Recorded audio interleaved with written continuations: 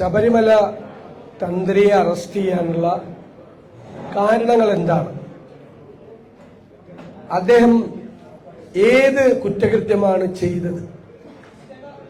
ഏത് തരത്തിലുള്ള പങ്കാളിത്തമാണ് ശബരിമലയിലെ സ്വർണ്ണ കവർച്ചയുമായി തന്ത്രിക്കുള്ളത് എന്ന് SIT പൊതുസമൂഹത്തെ ബോധ്യപ്പെടുത്തേണ്ട ആവശ്യമുണ്ട്.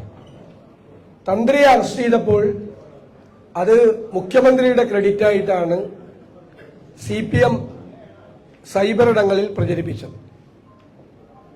അതിന്റെ പുറകിൽ ഒരു ഗൂഢാലോചന നടന്നിട്ടുണ്ട് എന്ന് ഞങ്ങൾ സംശയിക്കുന്നു. CPMനെതിരായി എല്ലാ ആക്ഷേപങ്ങളും വന്നപ്പോൾ അതിൽ നിന്ന് വഴി തിരിക്കുന്നതിന് വേണ്ടി മനഃപൂർവ്വമായി തന്ത്രിയെ അറസ്റ്റ് ചെയ്താണോ എന്ന് സംശയിക്കേണ്ട സ്ഥിതിയാണ്.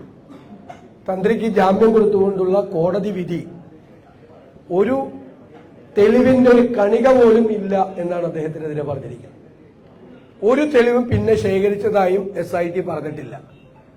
ഞങ്ങൾ അന്ന് ജനുവരി 11 ഞാൻ തന്നെ പത്രസമ്മേളനം നടത്തി പറഞ്ഞു, തന്ത്രിയെ പോലെ ഒരാളെ അറസ്റ്റ് ചെയ്യുമ്പോൾ എന്ത് കാരണത്താലാണ് അറസ്റ്റ് ചെയ്യുന്നത്, എന്താണ് കുറ്റകൃത്യത്തിൽ അദ്ദേഹത്തിന്റെ പങ്കാളിത്തം എന്ന് വ്യക്തമാക്കേണ്ട ബാധ്യതയുണ്ട്. ഇനി മുൻ മന്ത്രിയെ അറസ്റ്റ് ചെയ്താലും അത് തന്നെ വേണം, എന്താണ് പങ്കാളിത്തം എന്ന്.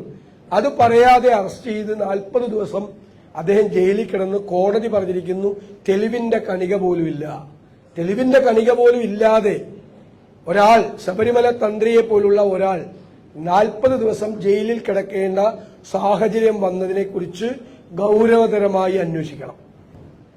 ഹൈക്കോടതിയുടെ മേൽനോട്ടത്തിൽ തന്നെ അന്വേഷിക്കണം എന്നാണ് ഞങ്ങൾ മുന്നോട്ട് ഡിമാൻഡ് വയ്ക്കുന്നത്.